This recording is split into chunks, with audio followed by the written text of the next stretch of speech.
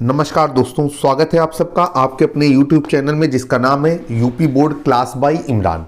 जैसा कि आप जान रहे हैं कि इस समय हम लोग चतुर्भुज से संबंधित एक वीडियो सीरीज पर काम कर रहे हैं और पहले की वीडियो में हम चतुर्भुज क्या होता है, वर्ग क्या होता है, आयत क्या होता है, इस पर चर्चा कर चुके हैं।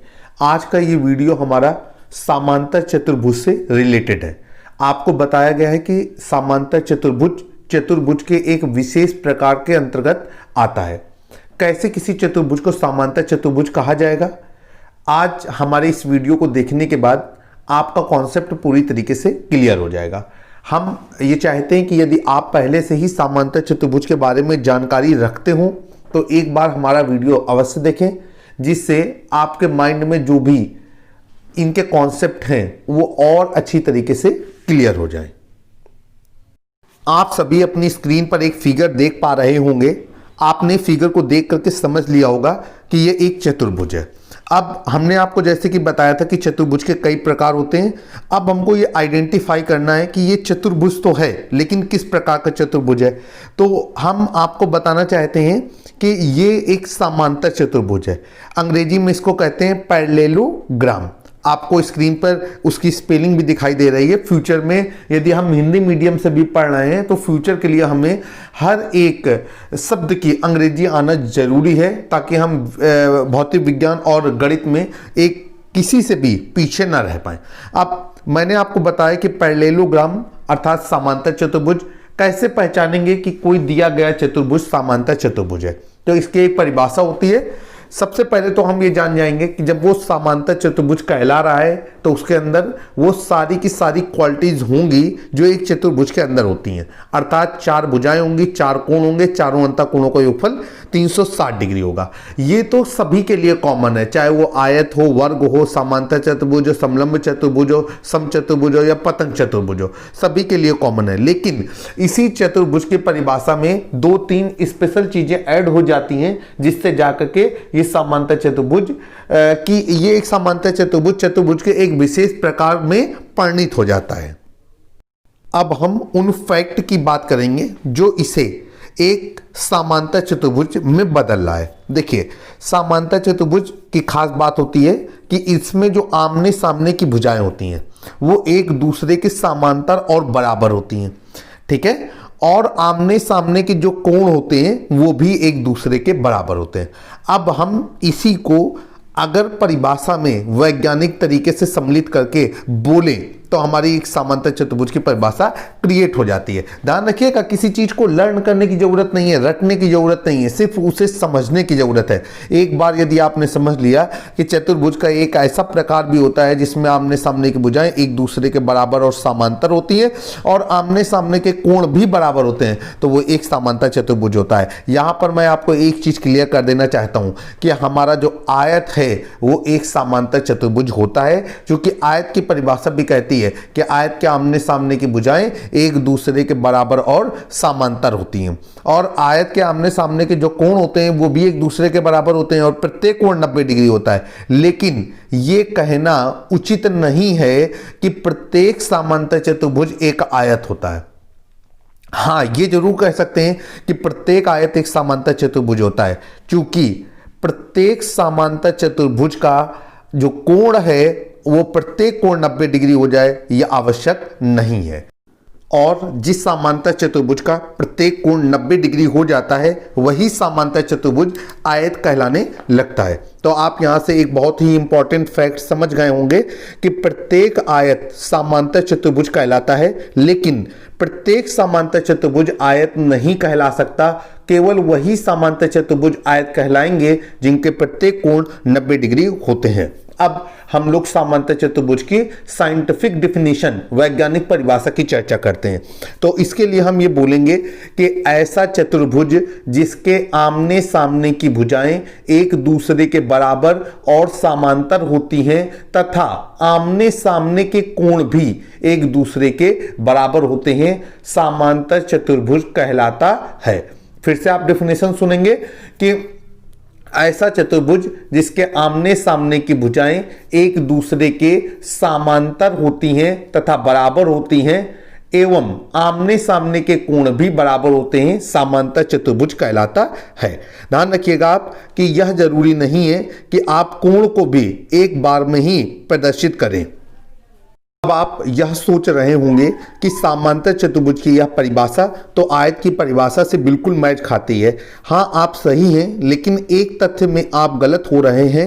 जब हम आयत की परिभाषा की चर्चा करते हैं तो हमें यह बताना जरूरी होता है कि ऐसा चतुर्भुज जिसके आमने सामने की भुजाएं एक दूसरे के बराबर और समांतर होती हैं तथा प्रत्येक कोण 90 डिग्री होता है, आयत कहलाता है। तो ये 90 डिग्री वाला पॉइंट आयत में एडिशनल जुड़ जाता है, जबकि समांतर चतुर्भुज में ये 90 डिग्री वाला पॉइंट नहीं रहता। उसकी स्थान पर हम ये सम्मिलित करते हैं कि चतुर्भुज के आमने सामने के कोण बराबर होते हैं। इस समय आपके स्क्रीन पर जो फिगर दिख रहा है वो एक समांतर चतुर्भुज है, और अगर हम इस समांतर चतुर्भुज के बारे में बात करेंगे तो हम इसको बोलते हैं समांतर चतुर्भुज ए बी सी डी में भुजा ए बी समांतर भुजा डी सी तथा भुजा ए बी बराबर भुजा डी सी। इसी प्रकार भुजा ए डी समांतर भुजा बी सी एवं भुजा ए डी बराबर भुजा बी सी।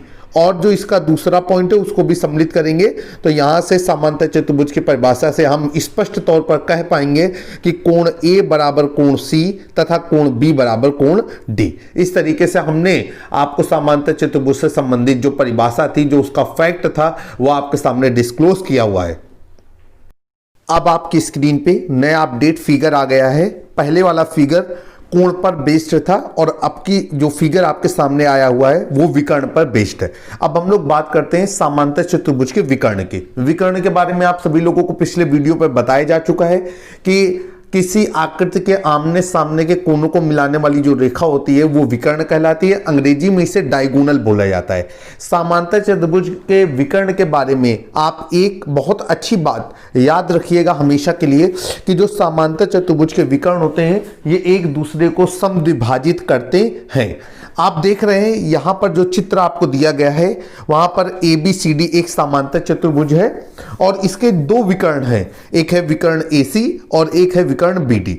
और ये दोनों विकर्ण आकृति के अंदर या समांतर चतुर्भुज के अंदर एक दूसरे को बिंदु ई पर प्रतिच्छेद कर रहे हैं।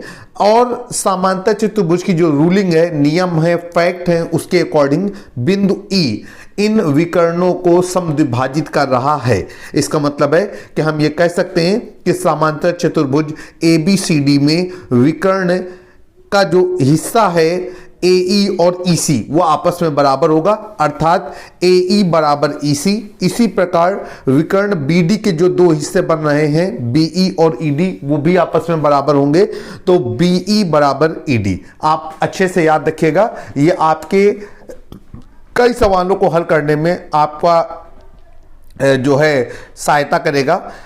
और फिर से एक बार फैक्ट को दोहरा रहे हैं कि समांतर चतुर्भुज के विकर्ण एक दूसरे को समद्विभाजित करते हैं। एक बहुत ही महत्वपूर्ण बिंदु आप सभी लोग नोट डाउन करेंगे अपने माइंड में या अपनी बुकलेट पे कि जो समांतर चतुर्भुज होता है इसके क्रमागत कोणों का योगफल 180 डिग्री होता है, अर्थात इसके क्रमागत कोण एक दूसरे के समपूरक होते हैं या पूरक होते हैं। समपूरक कोण क्या होते हैं उसकी भी परिभाषा को एक बार आपके सामने क्लियर कर देते हैं। ऐसे दो कोण जिनका योगफल 180 डिग्री होता है वे कोण एक दूसरे के समपूरक कोण कहलाते हैं। और यहीं पर आपको कोटिपूरक की भी परिभाषा क्लियर कर देते हैं। ऐसे दो कोण जिनका योगफल 90 डिग्री होता है एक दूसरे के कोटिपूरक कोण कहलाते हैं। तो जैसे कि आपको बताया गया कि किसी भी समांतर चतुर्भुज में जो क्रमागत कोण होते हैं वो एक दूसरे के समपूरक कोण होते हैं, अर्थात अगर हम इस समांतर चतुर्भुज ए बी सी डी की बात करें तो यहाँ पर हम बोल सकते हैं कोण ए धन कोण बी बराबर 180 डिग्री, चूंकि कोण ए और कोण बी एक दूसरे के ये बोलेंगे कि क्रम से आने वाले कोण हैं। इसी प्रकार से हम बोल सकते हैं कि कोण बी धन कोण सी बराबर 180 डिग्री, कोण सी धन कोण डी बराबर 180 डिग्री, और फिर हम बोल सकते हैं कोण ए धन कोण डी बराबर 180 डिग्री। यहां पर हम ये फैक्ट भी लगा सकते हैं कि जब दो समांतर रेखाओं को कोई तिर्यक रेखा प्रतिच्छेद करती है तो बनने वाले अंतः कोणों का योगफल 180 डिग्री होता है। इस आधार पर हम इस फैक्ट को समझने की कोशिश करते हैं। चूंकि ए डी समांतर बी सी इसलिए AD समांतर BC को जब तिर्यक रेखा AB या DC प्रतिच्छेद करेगी तो हमारा अंतःकोणों के नियम से आएगा कोण A धन कोण B बराबर 180 डिग्री और कोण D धन कोण C बराबर 180 डिग्री। इसी प्रकार से AB समांतर DC को तिर्यक रेखाएं BC और AD प्रतिच्छेद कर रही हैं और बनने वाले अंतःकोणों का योगफल 180 डिग्री हो जाएगा। तो कोण B धन कोण C बराबर 180 डिग्री तथा कोण A धन कोण C बराबर 180 डिग्री। तो आई होप कि जो कोणों से रिलेटेड आपको बात बताई गई है, विकर्णों से रिलेटेड बात बताई गई है और समांतर चतुर्भुज की जो परिभाषा आपके साथ शेयर की गई है, ये सारी चीजें आपको बहुत अच्छी तरीके से समझ में आई होंगी। अब हम लोग बात करेंगे समांतर चतुर्भुज के क्षेत्रफल के संबंध में। हम समांतर चतुर्भुज के क्षेत्रफल को ज्ञात करने के लिए कौन सा फार्मूला इस्तेमाल करेंगे, इस पर हम लोग चर्चा करते हैं। समांतर चतुर्भुज का क्षेत्रफल ज्ञात करने के लिए हम लोग समांतर चतुर्भुज के आधार में शीर्ष लंब का गुणा कर देते हैं और इस प्रकार से हम समांतर चतुर्भुज के क्षेत्रफल की गणना कर लेते हैं। अब यहाँ पर आपको एक चित्र दिखाई दे रहा है जिसमें एक समांतर चतुर्भुज बना हुआ है। अब इसकी हमने ऊंचाई या लंब को निकाल लिया। आप फिगर पे देख पा रहे हैं कि इसकी ऊंचाई कितनी है h और आधार चित्र में कितना दिया गया है a। इस तरीके से हम ये कह सकते हैं कि समांतर चतुर्भुज का क्षेत्रफल बराबर आधार गुणे लंब, और आधार का मान हमने रख दिया a, लंब का नाम हमने रख दिया h, तो ये हो गया कैपिटल A बराबर स्मॉल a इंटू h। यहाँ कैपिटल A क्षेत्रफल को रिप्रेजेंट कर रहा है, स्मॉल a आधार की लंबाई को प्रदर्शित कर रहा है तथा स्मॉल h शीर्ष लंब की लंबाई को व्यक्त कर रहा है। इस तरीके से हम समांतर चतुर्भुज और या फिर कह सकते हैं समानांतर चतुर्भुज का क्षेत्रफल ज्ञात कर सकते हैं। अभी जो आपको फार्मूला स्क्रीन पर दिखाई दे रहा है, समांतर चतुर्भुज का क्षेत्रफल बराबर b इंटू h, वहां पर b आधार की माप है। भिन्न भिन्न स्थितियों में जो समांतर चतुर्भुज के पर डाला गया लंब है या समांतर चतुर्भुज की ऊंचाई है, वो चित्र के अंदर अर्थात समांतर चतुर्भुज की चारों भुजाओं के अंदर भी हो सकती है और चारों भुजाओं के बाहर भी हो सकती है। एक अन्य चित्र के माध्यम से हमने आपको ये बताने की कोशिश की है कि किस प्रकार से हम समांतर चतुर्भुज की ऊंचाई को समांतर चतुर्भुज की बाउंड्री के अंदर दिखा सकते हैं। यहाँ पर आप समझ गए होंगे कि अगर आपको बाहर दिखाना है तो किस प्रकार से दिखाना है और अगर ऊंचाई को अंदर दिखाना है तो हम किस प्रकार से दिखा सकते हैं। हम बात करेंगे समांतर चतुर्भुज के परिमाप को ज्ञात करने की। आप सभी लोग बेहतर तरीके से जानते हैं कि किसी भी आकृति का परिमाप उस आकृति में उपस्थित सभी भुजाओं का योगफल होती है। तो अगर हमको समांतर चतुर्भुज का परिमाप ज्ञात करना है तो हमको क्या करना होगा कि समांतर चतुर्भुज के परिमाप को ज्ञात करने के लिए जो एक फार्मूला होता है उसका इस्तेमाल करना होगा। वो फार्मूला कहलाता है 2 ब्रैकेट में आधार धन ऊंचाई या आधार धन लंबाई। अब अगर कोई समांतर चतुर्भुज आकृति है और उसकी आधार b है, ऊंचाई h है, तो समांतर चतुर्भुज को ज्ञात करने का जो परिमाप को ज्ञात करने का जो फार्मूला है वो बनेगा 2 ब्रैकेट में b प्लस h। हमने आपको बताया है कि ऊंचाई को आप किस तरीके से मेजर कर सकते हैं। आप ऊंचाई को आकृति के अंदर की ओर भी दिखा सकते हैं और बाहर की ओर भी दिखा सकते हैं। ऊंचाई दिखाने के लिए आपको किसी भी एक शीर्ष से सामने की ओर लंब डालना होता है। इस प्रकार आप ऊंचाई की गणना करते हैं। इसी प्रकार के वीडियो को देखने के लिए हमारे चैनल से जुड़े रहिए। हमारा चैनल क्लास 10th और क्लास 12th के भी वीडियो अवेलेबल कराता है। जल्द ही फिर से मुलाकात होगी। मैं आपका दोस्त और होस्ट इमरान। जय हिंद, जय भारत।